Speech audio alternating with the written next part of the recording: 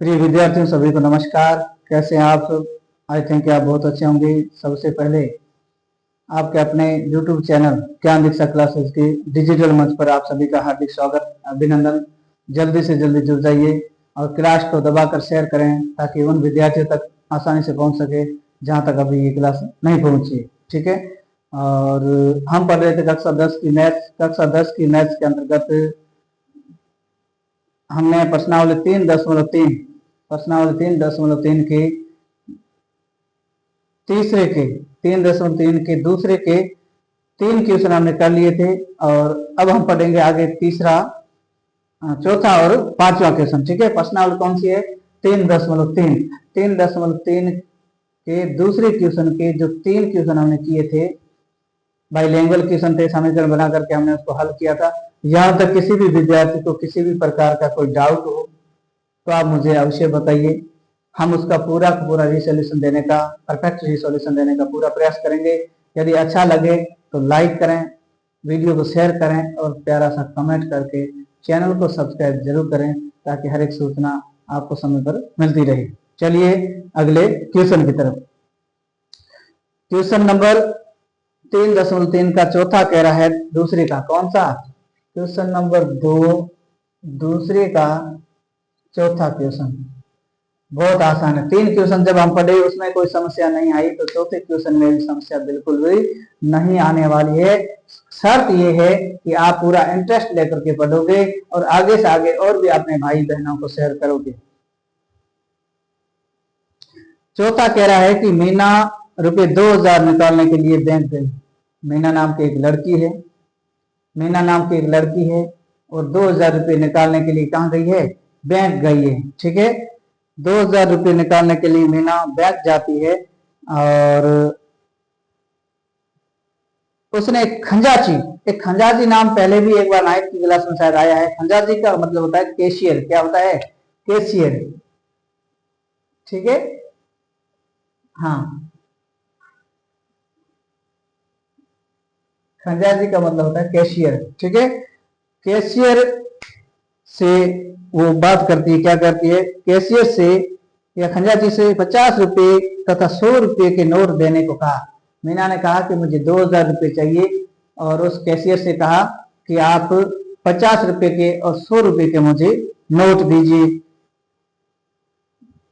मीना ने कुल 25 नोट प्राप्त किए, उसने नोट दिए और कुल 25 नोट प्राप्त किए। अब आपको बताना क्या है? ज्ञात कीजिए कि उसने 50 रुपए और 100 रुपए के कितने कितने नोट प्राप्त किए। 50 रुपए और 100 रुपए के कितने कितने नोट प्राप्त किए, ये आपको क्या करना है? बताना है। ठीक है। यानी मीना नाम की एक लड़की होती है, वो लड़की जाती है बैंक में जाकर के कैशियर से मिलती है। कैशियर को कहती है कि मुझे 2000 रुपये चाहिए केस में। ठीक है। और 2000 रुपये केस में से उसने लिए और उसमें से उसने कहा कि 50 और 100 के नोट मुझे दीजिए, कुछ 50 के दे दीजिए, कुछ 100 के दे दीजिए। तो उसने खंजाची ने 50 और 100 के नोट उनको दिए और 2000 रुपये को दिए। अब ये क्वेश्चन वाला कह रहा है कि आप पता कीजिए कि मीना को कैशियर ने 50 रुपए के कितने नोट दिए और 100 रुपए के कितने नोट दिए। ठीक है। हमें पता नहीं है तो मैंने कहा जो राशि अज्ञात होगी, क्या होगी? जो राशि अज्ञात होगी उस अज्ञात राशि को हम क्या मानेंगे? अज्ञात राशि को हम एक्स वाई मान के चलेंगे। ठीक है। तो हम लिखेंगे माना कि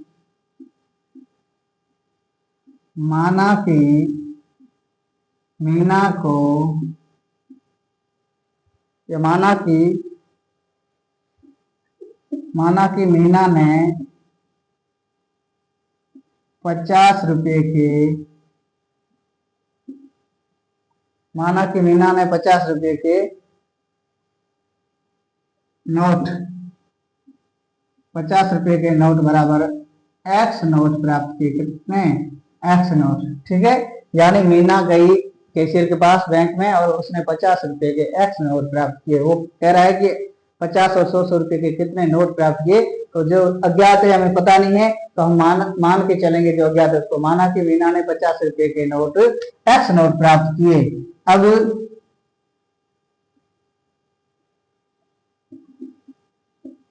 मीना ने 100 रुपए के वाई नोट प्राप्त किए, 100 रुपए के कितने नोट प्राप्त किए, वाई। एक्स और वाई का मान क्या है आपको निकाल किया है, यानी 100 रुपए के नोट प्राप्त किए मीना ने, 100 रुपए के नोट प्राप्त किए या 100 रुपए के नोट प्राप्त किए, वो कितने की है, नोट बराबर वाई नोट। ठीक है, यानी मीना एक्स 50 रुपए के एक्स नोट प्राप्त करती है, 100 रुपए के वाई नोट प्राप्त करती है। इस एक्स और वाई को मान लाएंगे तो हमें पता चल जाएगी मीना को कैशियर ने 50 के कितने दिए और 100 के कितने दिए। और ये क्वेश्चन वाला कह रहा है कुल नोट, क्या कह रहा है क्वेश्चन वाला, ट्यूशन वाला कह रहा है प्यारे विद्यार्थियों, मीना को कुल नोट बराबर, कुल नोट बराबर मीना ने कितने प्राप्त किए, 25 नोट। ये आपकी क्वेश्चन वाले ने क्वेश्चन दे रखा, मीना ने कुल 25 नोट प्राप्त किए। ठीक है, तो मीना ने कुल नोट प्राप्त किए, कुल नोट बराबर 25। अब ध्यान दीजिए, अब ध्यान दीजिए प्रश्नानुसार, बिल्कुल है, आसान है। प्रश्नानुसार क्या कहता है, प्रश्नानुसार ये कहता है कि एक्स और वाई, एक्स प्लस वाई कुल नोट कितने प्राप्त किए, 25।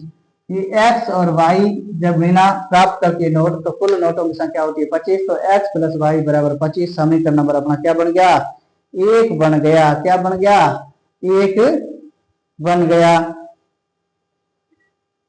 अब जब एक समीकरण नंबर एक ये बन गया तो कुल राशि क्या हो जाएगी, हमने मान के क्या चली थी, एक्स नोट 50 रुपए के एक्स और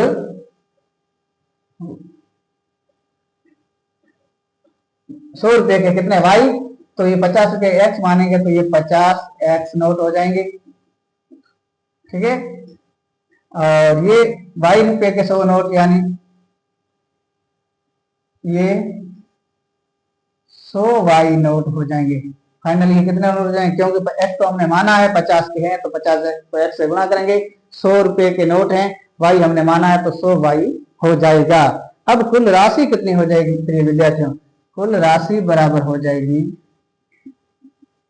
वो हो जाएगी 50 x plus 100 y, 50 x plus 100 y. और बराबर में ये कह रहा है कि 2000 रुपये मीना ने प्राप्त किए। कितने प्राप्त किए, 2000 रुपये लेने ही गई थी और 2000 रुपये उस कैशियर ने मीना को दे दिए। यहां तक किसी विद्यार्थी को कोई दिक्कत हो तो मुझे बताइए, कोई दिक्कत नहीं है। अब इसको हल करेंगे, ठीक है, क्या करेंगे, इसको हल करेंगे। तो हल करने के लिए क्या करेंगे, ध्यान दीजिए, 50 इसके गुणांक में, 50 इसके गुणांक में, 50 उसके, यानी 50 ऐसी कॉमन संख्या है जिसका तीनों में भाग आसानी से जा सकता है। ठीक है, तो हम इसमें 50 का भाग तीनों में लगाएंगे। क्या लगाएंगे, तीनों में 50 का भाग लगाएंगे हल करने के लिए। ठीक है, तो हम लिखेंगे 50 एक्स बटा 50 प्लस 100 वाई बटा 50 बराबर 2000 बटा 50। 50 क्यों लगाएंगे, 50 क्योंकि कॉमन है, और कॉमन है तो इसमें हम भाग लगा करके इसको क्या करेंगे, हल करेंगे। ठीक है, ये हल करने के लिए, यहां तक किसी विद्यार्थी को कोई दिक्कत हो तो मुझे बताइए। 50 का भाग इसमें जाएगा एक बार तो यहाँ बचेगा एक, प्लस की जगह प्लस। 100 का भाग जाएगा 2 बार, 100 50 का भाग जाएगा 100 में 2 बार, तो ये 2 बाई हो जाएगा। बराबर में ये जाएगा कटेगा तो बराबर में आएगा 40। क्यों, क्योंकि 5 को 0 से 0 कटोगे, 5 का भाग 200 में जाएगा 40 से, 40 पंजे 200 होता है। ठीक है, यहां तक किसी विद्यार्थी को कोई दिक्कत हो तो नहीं दिक्कत है, तो ये समीकरण नंबर अपना बन गया दूसरा। अब हमारे पास समीकरण 1 और समीकरण 2, दो समीकरण हमारे पास प्यारे विद्यार्थियों बन चुके हैं। ठीक है, समीकरण नंबर 1 भी बन गया, समीकरण नंबर 2 है वो भी हमारे पास बन गया। अब हम इसको हल करेंगे। ठीक है, अब हल करने के लिए क्या करेंगे, समीकरण नंबर 2 बड़े में छोटा घटाएंगे, समीकरण नंबर 2 में से एक को घटाने पर, समीकरण 2 में से एक को घटाएंगे। दो समीकरण क्या है, एक्स प्लस 2y माइनस समीकरण कौन सा, एक क्या है, एक समीकरण है वो है प्यारे विद्यार्थियों एक्स प्लस पाई बराबर में 2 का क्या था 40 और वो क्या है 25, एक में बराबर ना 25। ठीक है, एक एक्स से एक्स कट गया, 2y 2y और ये 2y। ठीक है, तो आप ध्यान दीजिए मैंने सीधा लिखा लेकिन अपन बराबर के उधर लिखे, सीधा इसको बराबर के उधर लिख करके देखें तो ये पक्षांतर करना पड़ेगा। क्या करना पड़ेगा पक्षांतर करना पड़ेगा। जैसे एक्स प्लस 2y बराबर में 40 माइनस, ठीक है, एक्स प्लस वाई बराबर में 25। ठीक है, अब जानिए एक्स प्लस में से ये क्या करेगा माइनस कर जाएगा आपस में, ये 2y है। ठीक है, ये y 2 में से इधर लाएंगे तो y किसका हो जाएगा y हो जाएगा माइनस का, तो 2y से y कटेगा बराबर कितना बचेगा, कितना बचेगा 1y बचेगा। ठीक है, और ये 40 है, 40 में से 25 घटाओगे तो y बराबर कितना बचेगा 15, y बराबर 15 है। अब ध्यान दीजिए y का मान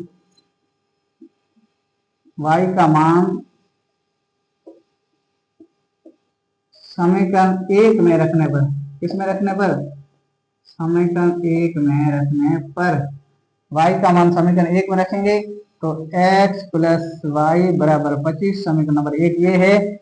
x की जगह x, y का मान रखेंगे हम y 15 बराबर में 25, तो x बराबर आ जाएगा 25 माइनस 15, x बराबर हो जाएगा वो हो जाएगा 10। क्या हो जाएगा x बराबर हमारे पास आया 10। ठीक है, तो हमने 50 रुपए के नोट x माना था तो 50 रुपए के 10 हो गए, और y बराबर यानी 100 रुपए के नोट माना था तो y का मान 15, 15 और 10 कितना थे 25, तो इसने कुल नोट भी कितने प्राप्त किए थे 25। ठीक है, अतः लिखोगे मीना ने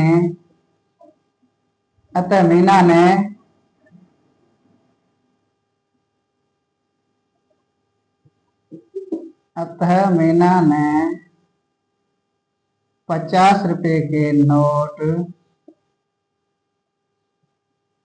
बराबर 50 रुपए के नोट x बराबर 10 तथा 100 रुपए के नोट y बराबर 15 प्राप्त किए। क्या किए 15 प्राप्त किए। यह आपका क्या है फाइनल आंसर है। ध्यान दीजिए वो कह रहा है कि मीना एक कैशियर के पास गई, कैशियर के पास जाकर के मीना कहती है कि मुझे 2000 रुपये चाहिए, लेकिन उसमें भी कुछ 100 के नोट दीजिए और कुछ 50 के नोट में दे दीजिए। ठीक है, तो कैशियर ने ठीक ऐसा ही किया, कुल उसने नोट लिए 25 नोट देकर के उन्होंने 2000 रुपये कैशियर ने दे दिए। ठीक है, अब हमें पता लगाना है कि 50 के कितने और 100 के कितने, तो मैंने कहा जो राशि अज्ञात है उसको मान के चलते हैं x। माना कि मीना ने 50 रुपए के नोट बराबर x प्राप्त किए, तो बराबर नोट हो जाएंगे 50x। क्या हो जाएंगे 50x। मीना ने 100 रुपए के नोट प्राप्त किए y नोट, तो बराबर हो जाएंगे 100 तो y गुणा हो जाएगा y 100 y नोट। अब कुल नोट प्राप्त किए बराबर कितने 25, तो x प्लस वाई बराबर 25, समीकरण नंबर 1। लेकिन प्रश्नानुसार कुल राशि है वो कौन सी है मैन ये है, तो 50x प्लस 100x बराबर में प्राप्त किया 2000। अपने हिसाब से तो ये है। ठीक है, लेकिन वो कह रहा है ऐसा नहीं है, उसने 50 और 100 रुपए के नोट कुल प्राप्त किए, वो 2000 रुपए प्राप्त किए, तो 50x प्लस 100 आई बराबर 2000 रुपए। 50 ध्यान दीजिए 50 का भाग इन सभी में जा रहा है इसलिए 50 कॉमन है तो सभी में भाग दे देंगे। ठीक है, तो 50 का भाग इसमें गया एक बार x बचा, 50 का भाग इसमें गया 2 बार 2y बचा, 50 का भाग इसमें गया 40 बार। ठीक है, ये समीकरण नंबर 2 हो गया। अब समीकरण नंबर 2 हो गया, उसके बाद समीकरण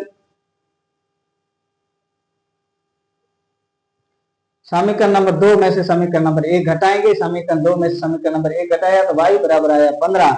y का मान समीकरण 1 में रखने पर y का मान समीकरण 1 में समीकरण एक था x प्लस वाई बराबर 25, x की जगह x, y की जगह 15 बराबर 25, x बराबर 25 में से 15 घटा हुआ x बराबर 10 आया। अतः आप कह सकते हैं मीना ने 50 रुपए के नोट x बराबर 10 तथा 100 रुपए के नोट y बराबर 15 प्राप्त किए। क्या किया? 15 प्राप्त किए। यानी x 50 और 100 रुपए के कितने नोट मीना ने प्राप्त किए थे, ये हमें क्या करना था, ये हमें ज्ञात करना था। यहां तक किसी विद्यार्थी को डाउट हो तो मुझे बताइए। कोई डाउट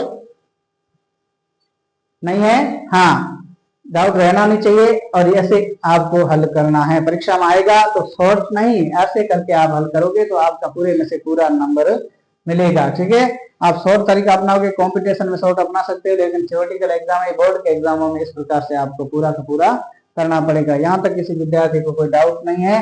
चलिए अगले क्वेश्चन की तरफ, दूसरे का पांचवा और इस प्रश्नावली का अंतिम क्वेश्चन। इसके ठीक बाद हम पढ़ेंगे नेक्स्ट क्लास में अगली प्रश्नावली, और अगली प्रश्नावली क्या है उसके बारे में हम चर्चा करेंगे। ठीक है, अगली प्रश्नावली है द्विघात समीकरण। क्या है? द्विघात समीकरण। द्विघात समीकरण जो है वो बिल्कुल आसान है प्रश्नावली, इससे भी आसान है बड़ी। ठीक है, लेकिन उसमें सरल समीकरण, कौन सी सरल समीकरण उसमें जरूर लगेगी। कौन सी? जो नाइट में हम पढ़ रहे थे सरल समीकरण, तो सरल समीकरण आपके यहाँ काम आएगी द्विघात में, कहीं कहीं काम आएगी। और उसके अलावा द्विघात समीकरण में बीच वाली राशि का किस प्रकार से टुकड़ा करके हम उसको हल करते हैं वो आगे वहां पढ़ेंगे। अब प्रश्नावली 3.2 का दूसरे का पांचवा और इस प्रश्नावली का अंतिम क्वेश्चन ये कह रहा है किराए पर पुस्तकें देने वाले किसी पुस्तकालय, किराए पर पुस्तकें देने वाले पुस्तकालय का प्रथम 3 दिनों का एक कार्य है। एक लाइब्रेरी है जो किराए पर पुस्तकें देती है बच्चों को पढ़ने के लिए। ठीक है, फिर ये कह रहा है कि पुस्तकालय का प्रथम 3 दिनों का नियत किराया, नियत का मतलब है फिक्स किराया है, उतना तो किराया लगेगा, निर्धारित है। तो नियत किराया तथा उसके बाद प्रत्येक अतिरिक्त दिन का, यानी प्रत्येक अतिरिक्त एक एक दिन का किराया है अलग है। ठीक है, सरिता ने 7 दिनों, सरिता नाम की एक लड़की है, 7 दिनों तक उसने एक पुस्तक रखने के लिए 27 रुपये अदा किए। यानी 7 दिन एक पुस्तक लेके गई सरिता और उसने कुल 27 रुपये अदा किए। जबकि सुशी नाम की दूसरी लड़की है, उसने 5 दिनों की पुस्तक ले जाने के लिए 21 रुपये अदा किए। तो नियत किराया तथा प्रत्येक अतिरिक्त दिन का किराया कितना है ये आपको ज्ञात करना है। ठीक है, मैंने कहा जो ज्ञात नहीं है, अज्ञात है, उसको हम x मान के चलेंगे। ठीक है, तो हम मानेंगे पहले 3 दिन का नियत किराया। क्या मानेंगे? हम लिखेंगे हल, माना कि पहले 3 दिन, माना कि पहले 3 दिन का नियत किराया, माना कि पहले नियत 3 दिन का नियत किराया x रुपए है। कितना है? x रुपए है। पीछे यूनिट इकाई जरूर लिखनी है, क्या है? रुपए है, वर्ष है, जो भी। ठीक है, हाँ, पहले 3 दिन का नियत किराया है वो कितना है? x रुपए है। तो हम दूसरा क्या मानेंगे? दूसरा मानेंगे प्रत्येक दिन का, प्रत्येक दिन का अतिरिक्त किराया, प्रत्येक दिन का अतिरिक्त किराया बराबर y रुपए है। कितना है? प्रत्येक दिन का अतिरिक्त किराया बराबर y रुपए है। ठीक है, अब ये क्या करती है, प्रत्येक पहले 3 दिन का नियत किराया माना x रुपए है, प्रत्येक दिन का अतिरिक्त जो किराया है वो कह रहे विद्यार्थियों y रुपए। अब सरिता कितने दिन तक पुस्तक रखती है? तो सरिता रखती है 7 दिन तक पुस्तकें। ठीक है, सरिता ने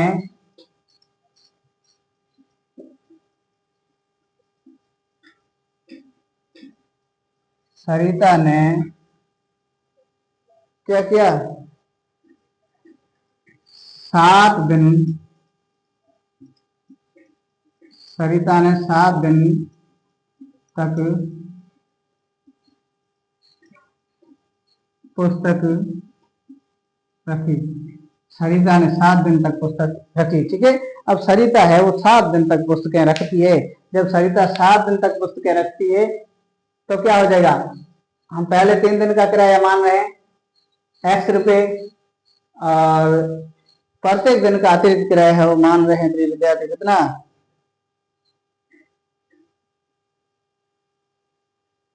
वो मान रहे हैं 22 रुपए। ठीक है, अब सरिता ने कुल 7 दिन तक पुस्तकें रखी। जब सरिता 7 दिन तक पुस्तकें रखती है तो हमारा 3 दिन का तो अतिरिक्त किराया वाला घटा जाएगा, 7 में से 3 जाएगा तो पीछे कितना बचेगा, तो पीछे बचेगा प्यारे विद्यार्थियों 7 में से 3 जाएगा तो पीछे बचेगा 4 दिन। ठीक है, तो इसने रखी x प्लस वाई बराबर 4। तो x प्लस कितना दिन तक रखती है, 7 दिन तक। तो 3 दिन तो नियत हो गया, 7 में से 3 घटाएंगे पीछे बचेगा 4, तो x प्लस 4 वाई बराबर हो जाएगा 27। x प्लस 4 वाई बराबर हो जाएगा कितना, 27, समीकरण नंबर 1। अब ये कह रहा है सुशी ने, क्या कह रहा है, सुशी ने भी 5 दिन तक, सुशी ने भी 5 दिन तक पुस्तक रखी। सुशी कितने दिन रखती है, 5 दिन तक पुस्तक रखती है। तो सुशी जब 5 दिन तक पुस्तक रखेगी प्यारे विद्यार्थियों, तो सुशी का क्या हो जाएगा, 5 में से 3 दिन का नियत घट जाएगा। ठीक है, तो ये हो जाएगा x प्लस 2y। ठीक है, 5 में से 3 घटाएंगे तो पीछे कितना बचेगा, 2, और बराबर ये कह रहा है, बराबर में सुशी 21 रुपये पे करती है, नहीं ना, सॉरी, सरिता कितने पे करती है, 27 रुपये, और सुशी करती है 21। ठीक है, तो नियत किराया तो घट जाएगा, जो शुल्क दिया उसमें नियत किराया था 3 दिन का, तो ये 7 दिन में से 3 दिन का घटा देंगे तो पीछे 4 बचेंगे, तो x प्लस 4 वाई बराबर 27 सरिता वाला समीकरण नंबर 1। और सुशी ने 5 दिन तक पुस्तकें रखी, तो 5 में से 3 दिन का तो नियत किराया घट जाएगा, पीछे x प्लस 2 वाई बराबर बचेगा 21 रुपये। ठीक है, ये समीकरण नंबर आपका 2 प्राप्त हुआ। क्या प्राप्त हुआ, समीकरण नंबर 2। जब समीकरण नंबर 1 और समीकरण नंबर 2 दोनों प्राप्त हो गए तो इसे हल करना कितना आसान है, देखिए आप, बिल्कुल आसान है, बस इसको समझने का प्रयास करें। जब समझने का प्रयास करोगे प्यारे विद्यार्थियों तो है वो आसानी से हल हो जाएगा। अब ऐसी स्थिति में जब समीकरण नंबर 1 और 2 दोनों प्राप्त हो गए तो हम समीकरण 1 में से 2 को घटाते हैं। ठीक है, तो 1 में से 2 घटाने पर समीकरण नंबर 1 में से 2 घटाएंगे, 1 क्या है, x प्लस 4 वाई बराबर 27। ठीक है, और दूसरा समीकरण क्या है, दूसरा समीकरण है x प्लस 2 वाई बराबर कितना, 21। यहां तक किसी विद्यार्थी को कोई दिक्कत नहीं है, कोई दिक्कत नहीं है, तो ये आपस में कट जाएंगे, और यहाँ भी माइनस का चिन्ह है, तो ये 4 वाई में से 2 वाई गई, पीछे कितने बचे, 2 वाई आपके यहाँ बचे। ये माइनस क्यों घटा रहे हैं, है ना, घटाएंगे तो चिन्ह इस प्रकार होगा, 27 में से 21 गए, पीछे बचेंगे 6। अब ध्यान दीजिए, अब ध्यान दीजिए, बहुत आसान क्वेश्चन है। 2 वाई बराबर आपके पास आया 6, क्या आया है, 6। 2 वाई बराबर आया 6, आपको चाहिए वाई का मान, वाई बराबर 6/2 बराबर हो जाएगा 3, अर्थात आप कह सकते हैं वाई बराबर आपके पास कितना आया है, 3 आया, यानी वाई का मान है वो निकल करके आया आपके पास 3। अब वाई का मान, अब ध्यान दीजिए, अब बहुत आसान है क्वेश्चन, इतना हो गया तो आसानी से हो जाएगा। अब वाई का मान, अब वाई का मान समीकरण 1 में रखो या समीकरण 2 में रखो। ठीक है, वाई का मान समीकरण 2 में रखने पर समीकरण 2 क्या है, समीकरण 2 नंबर है x प्लस 2 वाई बराबर में है 21। समीकरण नंबर 2 ये है, y का मान रखना, x की जगह x रहने दो, y की जगह आपके पास 2 तो पहले से है। ठीक है, और कोष्टक में y का मान आया 3, तो ये रखोगे 3 बराबर में 21। x का मान लाना है, तो बराबर 21 तो है ही, ये 3 दूनी 6, 6 इधर माइनस जाएंगे, ठीक है। तो x बराबर बचेगा आपके कितना, x बराबर बचेगा, वो बचेगा आपके 21 में से 6 गए, बीसी बचे 15, कितने बचेंगे 15, ठीक है। अब x बराबर आपके पास मान आया 15 और y बराबर मान आया है 3, ठीक है। तो x बराबर 15, तो पहले 3 दिन का जो नियत कराया था वो कितना था, x बराबर 15 रुपए। अब लिखोगे अतः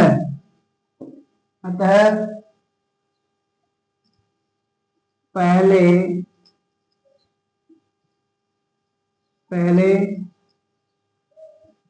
3 दिन का पुस्तकालय का,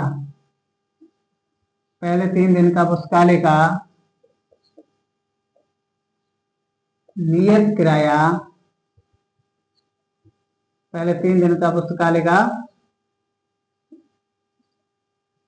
नियत किराया x बराबर 15 रुपए है। पहले 3 दिन का पुस्तकालय का नियत किराया है या फिक्स किराया है, वो कितना है 15 रुपए है, ठीक है। तो प्रत्येक दिन का अतिरिक्त किराया, प्रत्येक दिन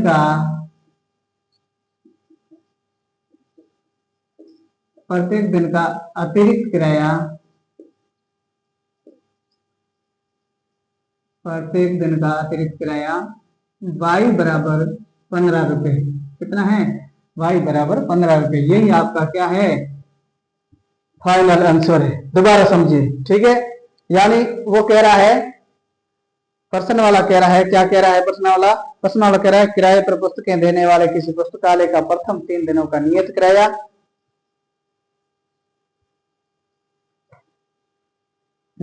है, उसके बाद प्रत्येक अतिरिक्त दिन का अगला किराया है या अलग अलग किराया है। तो सरिता ने 7 दिनों तक एक पुस्तक रखी और 27 रुपये अदा किए। सरिता ने कितने दिन तक रखी, 7 दिन तक रखी और 27 रुपये अदा किए। जबकि सुशी ने एक पुस्तक 5 दिनों तक रखी, फिर भी 21 रुपये उसने अदा किए, ठीक है। अब नियत किराया तथा प्रत्येक किराया कितना है याद करना। मैंने कहा अज्ञात राशि को हम मान के चलते हैं। माना कि पहले 3 दिन का नियत किराया बराबर कितना है, x रुपए है, और प्रत्येक दिन का अतिरिक्त किराया है y रुपए है। यहां तक किसी को दिक्कत। अब सरिता ने 7 दिन पुस्तक रखी, तो 7 दिन पुस्तक रखी, तो 3 दिन पुस्तकालय का नियत किराया, 7 में से 3 दिन तो गए, पीछे बचेंगे जो पुस्तकों का किराया है, तो x प्लस 4y बराबर 27। अब सुशी ने 5 दिन तक पुस्तक रखी, 5 में से 3 दिन तो नियत किराया घटेगा, तो x प्लस 2y बराबर होगा 21। समीकरण नंबर 2, समीकरण नंबर 1 और समीकरण नंबर 2 को घटाने पर, यानी 1 में से 2 क्या करना है, घटाने पर। अब समीकरण नंबर 1 ये है x प्लस 4y बराबर 27। समीकरण नंबर 2 है, वो है x प्लस 2y बराबर 21। अब इसको घटाएंगे तो ये चेंज हो जाएगा, प्लस माइनस कट जाएगा, 4 में से माइनस 2 गए, पीछे प्लस के 2y बचे, 27 में 21 गया 6। अब y 2y बराबर 6 है, y बराबर आपके आ जाएगा वो 6/2 बराबर 3 आ जाएगा, ठीक है। अब y बराबर 3 आ गया। अब y का मान समीकरण पुनः 1 में रखेंगे, तो y का मान समीकरण नंबर 1 x प्लस 2y बराबर 21, x की जगह x, y 2 की जगह 2, y की जगह y का मान 3 बराबर 21, 3 दूनी 6 हो जाएगा, x बराबर हो जाएगा 21 माइनस ये 6 बराबर के इधर जाएगा माइनस हो जाएगा, x बराबर 21 में से 6 घटाओगे 15। अब लिखोगे अतः पहले दिन का पुस्तकालय का नियत किराया x बराबर कितना आया था, 15 रुपए, और प्रत्येक दिन का अतिरिक्त किराया y बराबर कितना आया था, 3 रुपए है। यह आपका क्या है, फाइनल आंसर है। यहाँ तक किसी विद्यार्थी को किसी भी प्रकार का कोई डाउट हो तो आप मुझे कमेंट बॉक्स में कमेंट करके बता सकते हैं। नहीं तो मैंने पहले भी कहा, क्या कहा मैंने कहा, क्लास को शुरू से अंत तक देखा करें, क्लास को शुरू से अंत तक देखा करें। अच्छा लगे तो लाइक करें, शेयर करें और प्यारा सा कमेंट करके हमारा मनोबल बढ़ाएं। और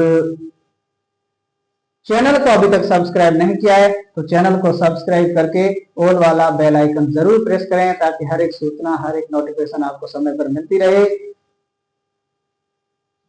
अब ये प्रश्नावली यानी 3.3 यही समाप्त होती है। यानी तीसरा चैप्टर भी हमारा दो चर वाला रैखिक समीकरण युग्म है, ये भी यही समाप्त होता है। मिलते हैं अगली क्लास में नेक्स्ट चैप्टर के साथ, और नेक्स्ट चैप्टर है उसका नाम है द्विघात समीकरण। क्या है? द्विघात समीकरण। ठीक है, वीडियो को दबा करके शेयर कीजिए। आज की क्लास में बस इतना ही, मिलते हैं अगली क्लास में, तब तक के लिए धन्यवाद।